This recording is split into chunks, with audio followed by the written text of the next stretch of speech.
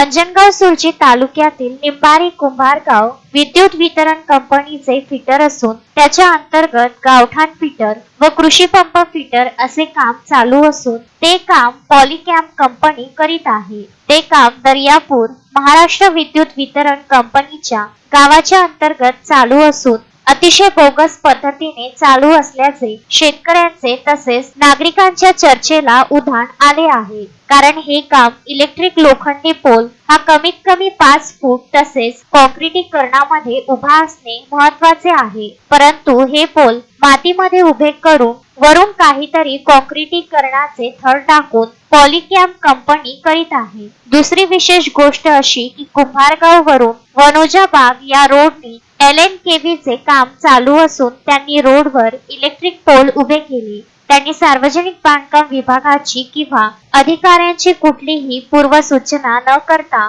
ते पोल उभे केले आहे। ते इलेक्ट्रिक पोल सुद्धा काही रोडवर आलेले असल्याने अपघात होण्याची मोठी दाट शक्यता दिसत आहे। विशेष करून या रस्त्याने मोठमोठे वृक्ष असून त्या वृक्षाच्या शेजारी वरून इलेक्ट्रिक पोलचे तार व पोल उभे केले असून त्यांनी झाडे तोडून इलेक्ट्रिकचे पोल उभे करणे हे कितपत योग्य आहे? हे सार्वजनिक बांधकाम विभागाच्या पूर्व परवानगी न घेता उभे करणे हे योग्य नाही असे नागरिकांचे म्हणणे आहे। विशेष करून शासन एकीकडे झाडे लावा झाडे जगवा असा नारा देत असून करोडो रुपये त्यासाठी खर्च करतात आणि दुसरीकडे विद्युत वितरण कंपनी वृक्षाचा ऱ्हास करीत आहे। हे लोखंडी इलेक्ट्रिक पोल जास्त खोल नसल्यामुळे ते पोल 6 महिन्यात वाकडे होतात, त्यामुळे हे काम अतिशय बोगस चालू आहे। तरी विद्युत वितरण कंपनीचे अभियंता यांनी याकडे लक्ष देऊन कारवाई करावी अशी येथील नागरिकांची मागणी आहे।